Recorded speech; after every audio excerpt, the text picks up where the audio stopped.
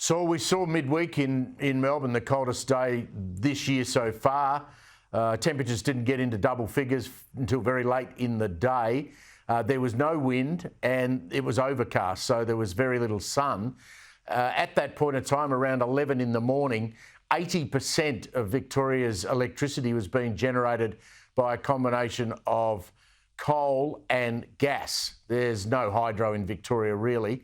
And so it just shows you the importance, while the renewables catch up, that we have to have gas as a major contributor to keep the lights going and the heaters and the hot water flowing.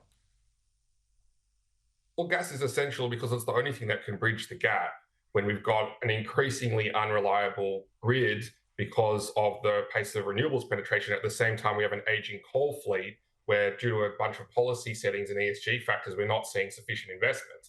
And so gas is what's needed to basically be there when the rest of the market isn't. And just keep in mind, this isn't just about the power sector. It's about Australia's manufacturing. Tens of thousands of jobs are dependent on this, and it's about keeping us warm in winter, the heating in our homes and the cooking in our homes.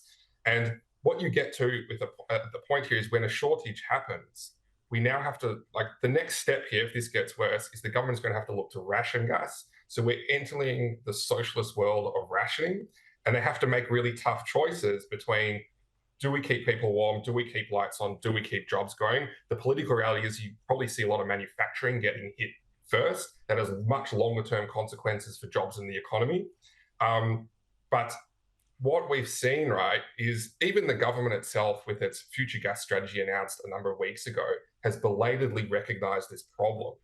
The issue is actions speak louder than words. And all of the terrible gas policy that Labor has put in place since they became elected, which has caused the shortages we see today, they've done nothing to actually fix any of those policies. They've done nothing to actually implement the strategy. In fact, they're doing deals with the Greens to completely undermine their own gas strategy in order to pass other legislation.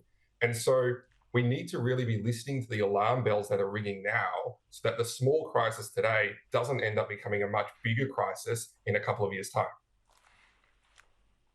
Gas rationing would be political suicide for the Albanese government. They would lose an election by so much it's not even they wouldn't be thinking about it.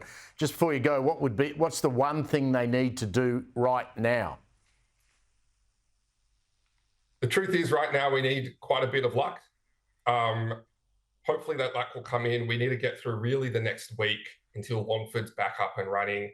What we really need to see from a policy setting is not more interventions, but less. The government needs to actually unwind some of the damaging policies it's done. You could pretty much take all of their gas policies over the last 18 months and undo them, and prices would end up lower and our energy security would be improved. That's actually the biggest thing that they can do to fix this. Continuous meddling is probably only going to make it worse.